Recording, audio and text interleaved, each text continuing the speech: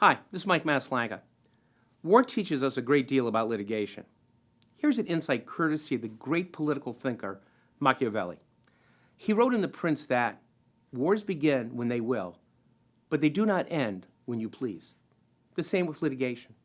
Clients demand justice and often believe it can only be achieved through filing a lawsuit. But a lawsuit, like war, often takes on a life of its own. Like marriage, it should not be entered into lightly.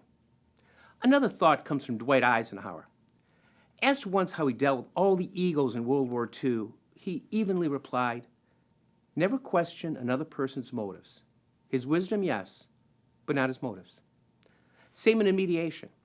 At the outset, I directly tell the plaintiff face to face I will question their facts and conclusions, but never ever question why they sued.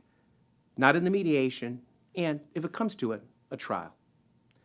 Third, fight your battle, not the other side's battle. Malcolm Gladwell writes in his new book that when an underdog fought the type of fight preferred by the opponent, they lost a whopping 71.5% of the time.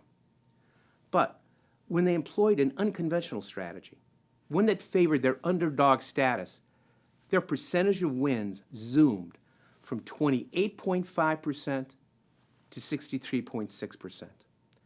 David beat Goliath because he took off the heavy armor, tossed the sword, and grabbed his slingshot, and when running out into the battlefield, screaming his head off. David's fight, not Goliath's. Next up, the lesson that it's more important to be determined than to be expert. Look at Colonel Joshua Chamberlain at the Battle of Gettysburg. He was a college professor, not a warrior, but he read everything he could on the strategy of warfare. He was ordered to defend Little Round Top and beat off the Confederate army. If he lost, the Confederates would turn the Union's flank and fled behind the Union line. But he didn't lose. He saved the day.